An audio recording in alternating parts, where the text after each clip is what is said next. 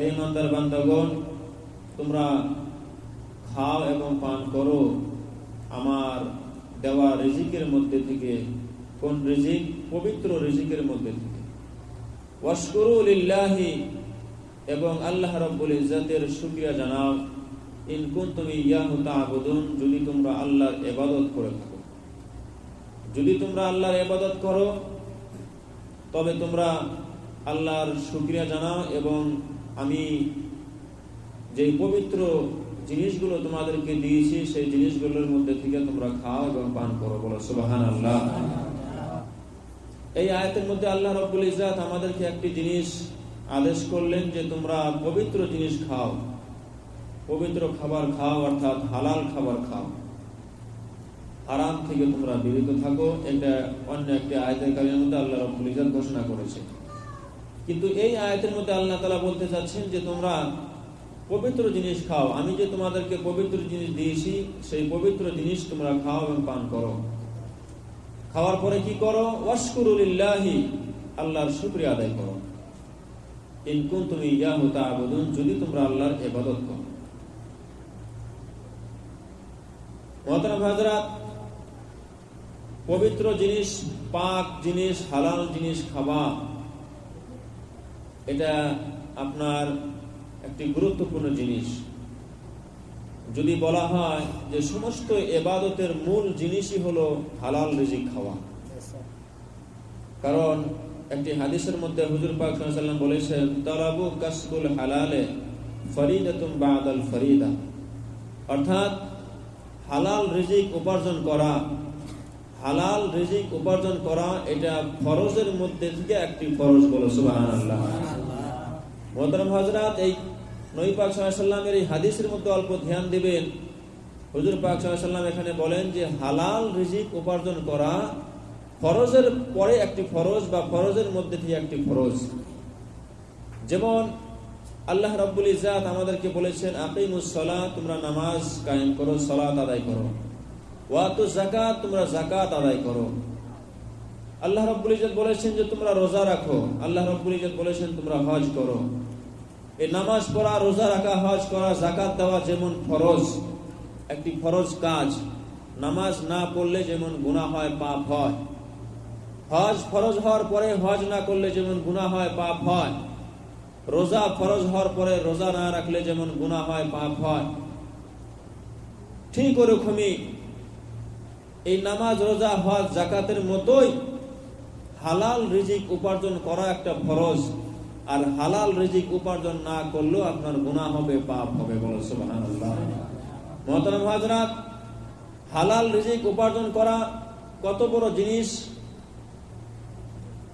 আর একটি হাদিস পড়লে আপনারা বুঝে নেবেন যে দয়ালু মুহাম্মদ সাল্লাল্লাহু আলাইহি ওয়াসাল্লাম বলেছেন যে কোনো ব্যক্তি যদি হারামের এক লুকমা খেয়ে নামাজ আদায় করে, হারামের এক লুকমা খেয়ে যদি কেউ নামাজ আদায় করে, আল্লাহ রাব্বুল ইজ্জত তার নামাজ কালামকে কবুল করে না। বলে নাউজুবিল্লাহ। তবে আপনাকে এখানে বুঝতে হবে যে আল্লাহ রাব্বুল ইজ্জত যে আমাদের উপরে যতগুলো ফরজ জিনিস দিয়েছে, যেমন নামাজ, রোজা, হজ, যাকাত, আরো ইত্যাদি জিনিস ফরজ আছে। আপনি যদি ধরতে চান যে এই নামাজ আমার কবুল হোক, রোজা আমার কবুল হোক, আপনি যদি চান যে আমার নামাজ কবুল হোক, রোজা কবুল হোক, হজ কবুল হোক, যাকাত কবুল হোক, মানুষের সহায় করছি সেটা, সেই জিনিসটা কবুল হোক, ভালো কাজ করছি সেটা কবুল হোক, তাহলে আপনাকে একটি জিনিস করতে হবে, সেটা হলো আপনাকে হালাল রিজিক উপার্জন করতে হবে। সুবহানাল্লাহ। তাহলে আপনাকে এখানে একটি জিনিস মানতে হবে যে সমস্ত ফরজের মধ্যে থেকে এই হালাল রিজিক উপার্জন করা একটা আপনার গুরুত্বপূর্ণ জিনিস। কারণ হালাল রিজিক যদি আপনি উপার্জন না করেন, তাহলে আপনার দেখা যাচ্ছে যে আপনার কোনো ইবাদত কবুল হচ্ছে না। আপনি হারাম খেয়ে নামাজ পড়ছেন, আপনার নামাজ কবুল হচ্ছে না। হারাম খেয়ে আপনি হজ করছেন, আপনার হজ কবুল হচ্ছে না। হারাম খেয়ে আপনি মানুষকে সাদকা করছেন, মসজিদে দান খয়রাত করছেন, আপনার কবুল হচ্ছে না। হারাম খেয়ে মানুষকে সহায় করছেন, আপনার কবুল হচ্ছে না। হারাম খেয়ে আপনি যাকাত দিচ্ছেন, আপনার যাকাত কবুল হচ্ছে না। তাহলে এই জিনিসগুলো যদি আপনি কবুল করাতে চান আল্লাহর বারকাতে, আপনাকে হালাল রিজিক উপার্জন করতে হবে। বলো সুবহানাল্লাহ। মুহতারাম হাজরাত, আল্লাহ রাব্বুল ইজ্জাতের কোরআন শরীফ 5 নম্বর পারাতে আল্লাহ রাব্বুল ইজ্জাত বলেন, ইয়া আইয়ুহাল্লাযীনা আমানু লা তাকুলু আমওয়ালাকুম বাইনাকুম বিল বাতিল। আল্লাহ রাব্বুল ইজ্জাত এখানে বলেন, হে ইমানদার বান্দাগণ, তোমরা লা তাকুলু আমওয়ালাকুম বাইনাকুম বিল বাতিল, তোমরা বাতিল জিনিস, বাতিলের সঙ্গে মিক্স করে তোমরা মাল ধন সম্পত্তি খেও না। অর্থাৎ আল্লাহ তাআলা এখানে বলতে চান যে তোমরা হারাম খেও না। বলো সুবহানাল্লাহ। আল্লাহ রাব্বুল ইজ্জাত এখানে আমাদেরকে হারাম রিজিক খেতে নিষেধ করেছেন। প্রথম আয়াতে আমরা শুনলাম আল্লাহ তাআলা বলেন যে তোমরা হালাল খাও, আর দ্বিতীয় নম্বর আয়াতে আমরা এটা জানতে পারলাম যে আল্লাহ রাব্বুল ইজ্জাত বলতে চান যে তোমরা হালাল বা তোমরা হারাম খেও না, তোমরা হারাম খেও না। হারাম খেলে কি হয় আপনারা অল্প আগে শুনলেন যে হারাম খেলে আল্লাহ রাব্বুল ইজ্জাত তার ইবাদত নামাজ কালাম কবুল করে না। বন্ধুগণ আমার, হুজুর পাক সাল্লাল্লাহু আলাইহি ওয়াসাল্লাম একটি হাদিসের মধ্যে বলেন, ইন্নাল্লাহা তাইয়্যিবুন লা ইয়াকবালু ইল্লা তাইয়্যিবা। অর্থাৎ হুজুর পাক সাল্লাল্লাহু আলাইহি ওয়াসাল্লাম এখানে বলেন যে আল্লাহ হলেন পবিত্র। আল্লাহ কি? আল্লাহ পবিত্র, আল্লাহ নাপাক নয়, আল্লাহ গুনাহগার বা মিথ্যাবাদী নয়, আল্লাহ হারামখোর নয়, আল্লাহ হলেন পবিত্র জিনিস। আল্লাহ তাআলা যদি পবিত্র, লা ইয়াকবালু ইল্লা তাইয়্যিবা, আল্লাহ পবিত্র জিনিসকেই কবুল করে। বলো সুবহানাল্লাহ। আল্লাহ পবিত্র এবং আল্লাহ রাব্বুল ইজ্জাত পবিত্র জিনিসকে কবুল করে। উনি নাপাক জিনিসকে কবুল করে না, উনি মিথ্যাবাদীকে কবুল করে না, উনি চুরি চামারাকে কবুল করে না, উনি মারধর হারাম কাজ কতল গারাতকে আল্লাহ রাব্বুল ইজ্জাত কবুল করে না। আল্লাহ পবিত্র, আল্লাহ পাক, আল্লাহ পাক জিনিসকে ভালোবাসে এবং পাক জিনিসকে কবুল করে। বলো সুবহানাল্লাহ। মুহতারাম হযরত, রাসূল কারীম সাল্লাল্লাহু আলাইহি ওয়াসাল্লামের মিশকাত শরীফের মধ্যে একটি হাদিস রয়েছে। হুজুর পাক সাল্লাল্লাহু আলাইহি ওয়াসাল্লাম বলেন, লা ইদখুলুল জান্নাতা লাহমুন নাবাতা মিনাস সুহতি। হুজুর পাক সাল্লাল্লাহু আলাইহি ওয়াসাল্লাম এখানে বলেন যে যেই ব্যক্তি হারাম খেয়ে বড় হয়েছে, যেই ব্যক্তির শরীরে হারাম রয়েছে আর হারাম খেয়ে সে ব্যক্তি মারা গিয়েছে, লা ইদখুলুল জান্নাতা, আল্লাহ রাব্বুল ইজ্জাত সেই ব্যক্তিকে জান্নাত নসিব করবে না। বলো নাউযুবিল্লাহ। আল্লাহ তাআলা তাকে জান্নাত নসিব করবে না। কেন? সে হারাম খেয়েছে, সে হারাম খেয়ে মারা গেছে, সে কোনদিন তওবা করে নাই, তওবা না করেই ওই অবস্থায় সে মারা গেছে। তার শরীরটা বড় হয়েছে হারামের জন্য, হারাম খেয়ে খেয়ে। আল্লাহ রাব্বুল ইজ্জাতের হাবিব সাল্লাল্লাহু আলাইহি ওয়াসাল্লাম মিশকাত শরীফের হাদিসের মধ্যে বলেন যে যে ব্যক্তি হারাম খেয়ে বড় হয়েছে, যার শরীর আপনার স্বাস্থ্য হয়েছে, শক্তি হয়েছে, সেই ব্যক্তিকে আল্লাহ রাব্বুল ইজ্জাত জান্নাত নসিব করবে না। নাউযুবিল্লাহ।